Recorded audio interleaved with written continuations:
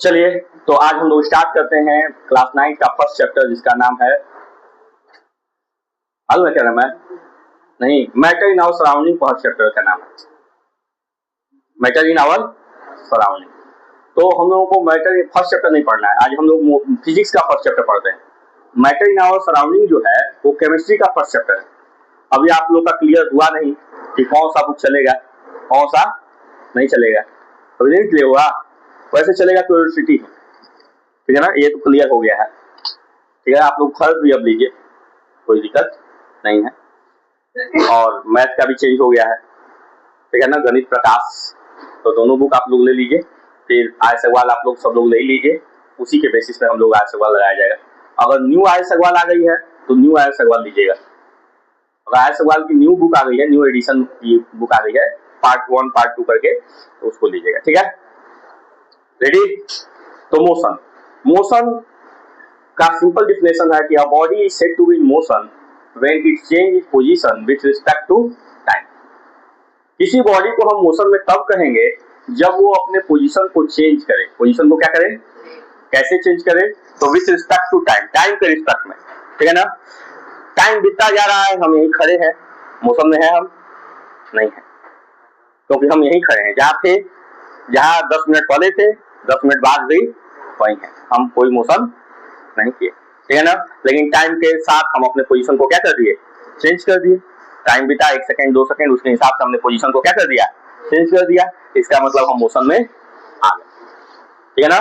तो मोशन में तब कहेंगे जब बॉडी अपने पोजीशन को चेंज करे विथ रिस्पेक्ट टू टाइम, और रेस्ट में तब कहेंगे जब बॉडी अपने पोजीशन को टाइम के रिस्पेक्ट में चेंज न करे, तो उसे हम क्या बोलेंगे, रेस्ट बोलेंगे। क्या बोलेंगे, समझ में आया।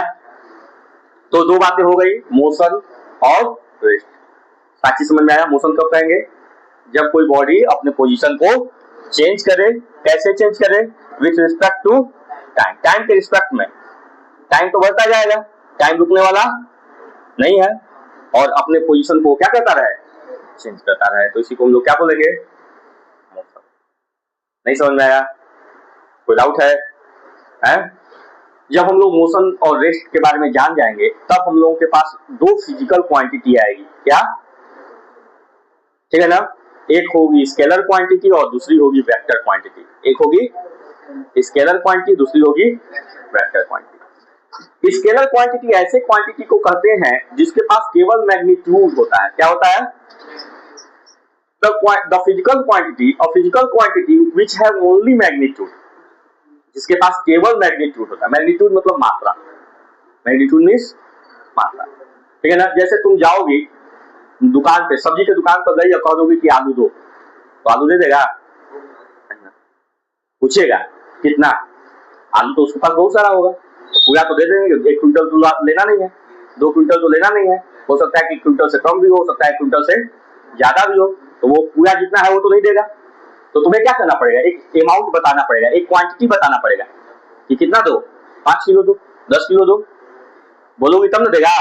तो ये जो 5 किलो और ये 10 किलो जो अमाउंट है, क्वांटिटी है, क्या है, इसी को मैग्नीट्यूड बोलते हैं बेटा। क्या बोलते हैं, मैग्नीट्यूड, ठीक है ना। तो ऐसा फिजिकल क्वांटिटी जिसके पास केवल मैग्नीट्यूड हो उसे स्केलर क्वांटिटी बोलते हैं। क्या बोलते हैं, और ऐसा फिजिकल क्वांटिटी जिसके पास मैग्नीट्यूड के साथ डायरेक्शन भी हो, मैग्नीट्यूड भी हो और क्या हो, ठीक है ना।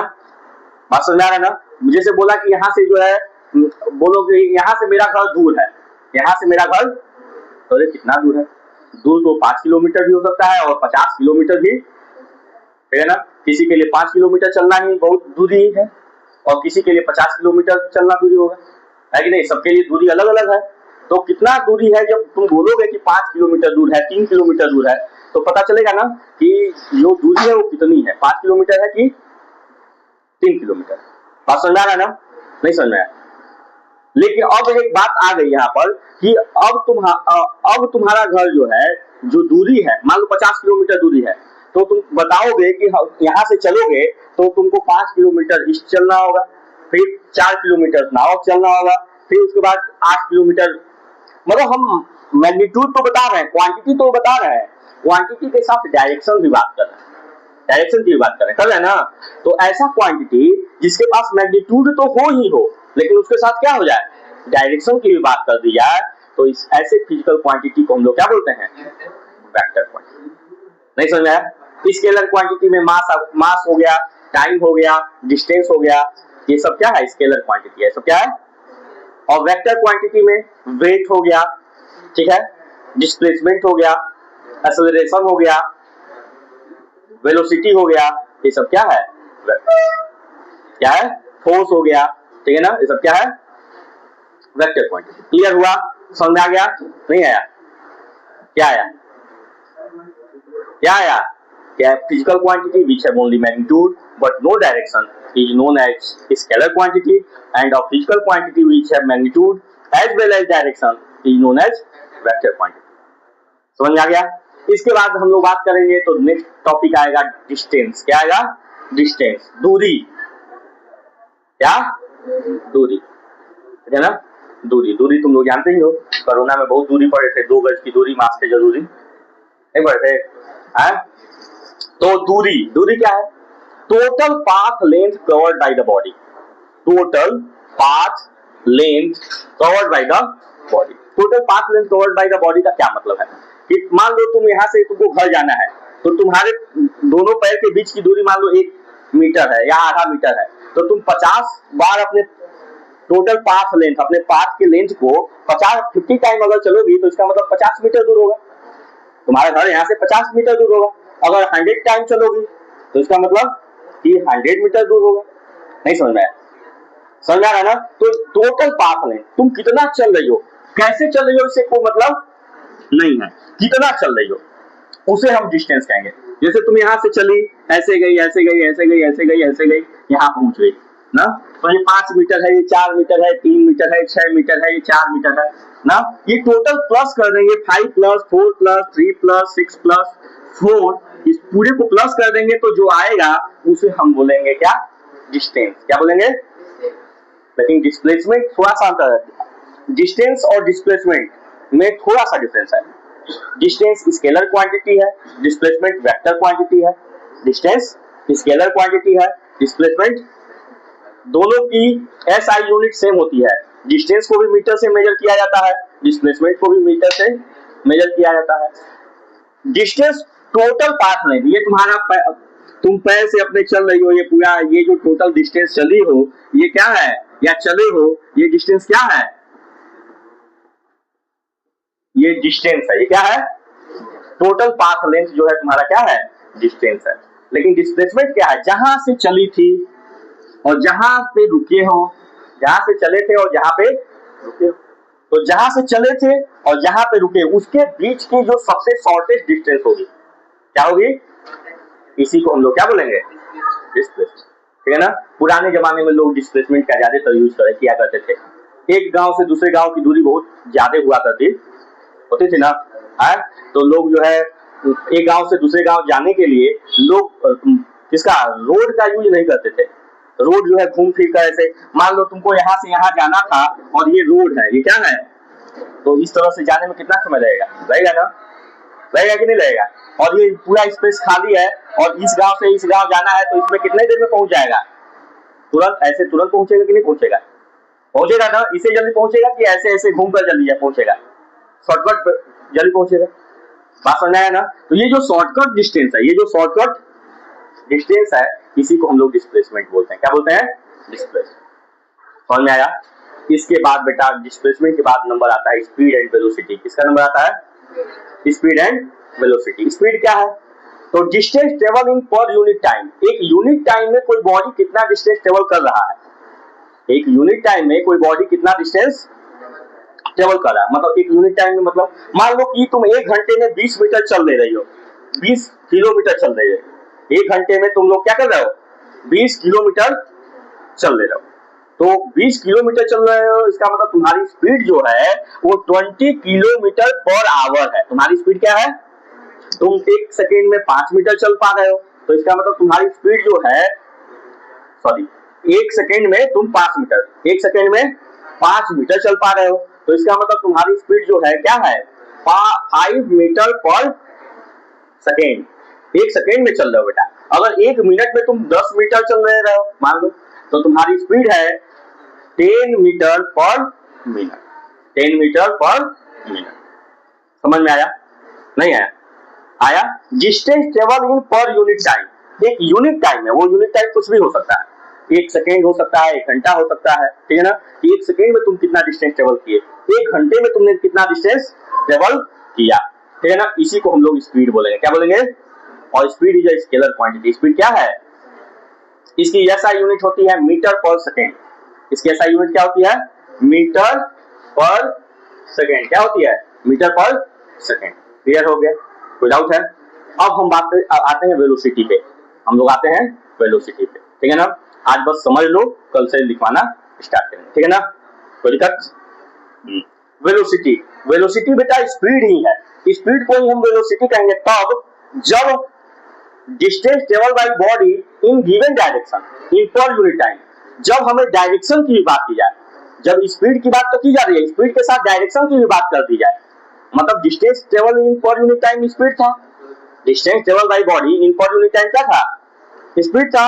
लेकिन distance travel by body in given direction, एक डायरेक्शन में जो डायरेक्शन दिया गया हो, मतलब डायरेक्शन की भी बात जब की जाए तो उसे क्या बोलेंगे?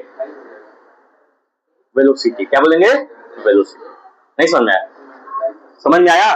देखो, जब डिस्टेंस और टाइम की केवल बात की जाए, डिस्टेंस और distance travel by body in per unit time, तो उसे स्पीड बोलेंगे। लेकिन डिस्टेंस ना बोलकर उसके जगह पर डिस्प्लेसमेंट की बात की जाए, डिस्प्लेसमेंट क्या होता था कि distance travel by body in given direction या शॉर्ट डिस्टेंस इन बॉडी, ठीक है ना। Short distance travel bye the body, मतलब डिस्प्लेसमेंट वेक्टर क्वांटिटी है। किसकी बात की जा रही है? वेक्टर क्वांटिटी की बात की जा रही है। तो जब वेक्टर क्वांटिटी की बात की जाएगी तो वो क्या होगा? डायरेक्शन की बात होगी। वेक्टर क्वांटिटी है, इसका मतलब डायरेक्शन। क्या है? डायरेक्शन है। तो वेलोसिटी किसे कहेंगे? तो distance travel by body in given direction in per unit time, distance travel by body in per unit time, या डिस्प्लेसमेंट पर यूनिट टाइम, या ये भी बोल सकते हैं simple, displacement per unit time is known as velocity. क्या? Velocity. Clear है? नहीं क्लियर है? अब देखो, एक टर्म, इसकी भी एसआई यूनिट मीटर पर सेकेंड होती है, स्पीड की भी एसआई यूनिट मीटर पर सेकेंड, इसकी भी एसआई यूनिट मीटर पर। कभी भी जो स्पीड है, स्पीड जो है वो स्केलर क्वांटिटी है, और जो वेलोसिटी है वो क्या है? वेक्टर क्वांटिटी है। क्या है? Vector quantity. समझ में आ गया? नहीं आया? कोई दिक्कत? अब इसके बाद आता है बेटा एक टर्म आता है जिसको हम लोग यूनिफॉर्म बोलते हैं। क्या बोलते हैं? Uniform motion. क्या बोलते हैं? यूनिफॉर्म स्पीड, यूनिफॉर्म एक्सेलरेशन की बात करेंगे। मतलब यूनिफॉर्म शब्द जहां लग गया, जहां यूनिफॉर्म लग गया, जैसे हम स्पीड की बात करते हैं, किसकी बात करते हैं? तो स्पीड में दो क्वांटिटी की बात की जा रही है, एक किसकी? डिस्टेंस की, और एक टाइम की। अगर हम वेलोसिटी की बात करें या अगर हम स्पीड की बात करें तो दो क्वांटिटी की बात हो रही है, एक डिस्टेंस की बात हो रही है और एक टाइम की बात हो रही है ना। नहीं समझ में? दो डिस्टेंस और टाइम की, तो दोनों को कंपेयर किया जाएगा कि अगर कोई बॉडी जो है equal distance equal interval of time में ट्रेवल कर रहा है, अगर कोई body equal distance equal interval of time में ट्रेवल कर रहा है, कैसे? जैसे कोई बॉडी है 1 सेकंड में 5 मीटर चला, तो अगले 1 सेकंड में भी 5 ही मीटर चले, फिर अगले 1 सेकंड में भी 5 ही मीटर चले, फिर अगले 1 सेकंड में भी 5 ही मीटर चले। बात समझ आ रहा है ना? तो इसको हम लोग क्या बोलेंगे? क्या बोलेंगे? Uniform motion. समझ में आया? नहीं आया? नहीं आया? आ गया? यूनिफॉर्म मोशन समझ में आ गया। लेकिन अगर कोई बॉडी है 1 सेकंड में 5 मीटर चला और अगले 1 सेकंड में 7 मीटर चला, फिर उसके बाद अगले 1 सेकंड में 3 ही मीटर चला, फिर उसके बाद अगले 1 मीटर में 15 मीटर चल गया, तो देखो टाइम तो एक ही सेकंड है, एक मीटर बोले, मिनट बोले थे, 1 सेकंड मान लो, 1 सेकंड में 5 मीटर चला, फिर 3 मीटर, फिर 7 मीटर, फिर 8, मतलब क्या हो रहा है? टाइम फिक्स है 1 सेकंड, लेकिन 1 सेकंड में ही डिस्टेंस अलग अलग हो जा रही है, अनइक्वल डिस्टेंस। क्या हो जा रहा है? In equal interval of time. Time तो इक्वल है 1 सेकंड, लेकिन डिस्टेंस क्या है? अनइक्वल। तो ऐसे को हम लोग क्या बोलेंगे? Non uniform speed, non uniform motion. इसी तरह से नॉन यूनिफॉर्म वेलोसिटी, उसी तरह से नॉन यूनिफॉर्म एक्सेलरेशन भी आएगा और यूनिफॉर्म एक्सेलरेशन भी आएगा। नेक्स्ट टॉपिक है हम लोगों का एक्सेलरेशन। क्या है? एक्सेलरेशन। एक्सेलरेशन क्या है? एक्सेलरेशन को स्मॉल a से रिप्रेजेंट किया जाता है और उसका सिंपल सा डेफिनेशन होता है बेटा rate of change of velocity. Rate of change of, हम लोग स्टार्ट किए थे डिस्टेंस से कोरिलेट किए स्पीड आया, अब स्पीड और वेलोसिटी आया, अब स्पीड और वेलोसिटी को कोरिलेट किए किस क्या आया, एक्सेलरेशन। हमने क्या बोला, स्पीड में क्या पढ़ा, distance travel in per unit time. Acceleration क्या है, change in velocity in per unit time, change in velocity in per unit time is known as acceleration. हमारी वेलोसिटी में चेंज जो हो, मान लो कि हम चल रहे हैं, शुरुआत में चल रहे हैं 5 मीटर पर सेकंड के हिसाब से, 5 मीटर, चलते चलते हमारी स्पीड बढ़ गई 8 मीटर पर सेकंड हो गई, कितना चेंज हुआ, 3 मीटर पर सेकंड। 5 मीटर था और 8 मीटर हो गई, तो चेंज इन वेलोसिटी कितनी हुई, 3 मीटर चेंज हुई ना। तो ये 3 मीटर पर सेकंड जो चेंज हुई वेलोसिटी, ठीक है ना, तो जो एक यूनिट टाइम में जो वेलोसिटी में चेंज हुआ कितना, 1 सेकंड में 3 मीटर पर सेकंड चेंज हुआ, 1 सेकंड में कितनी वेलोसिटी चेंज हुई, 3 मीटर पर सेकंड चेंज हुई ना।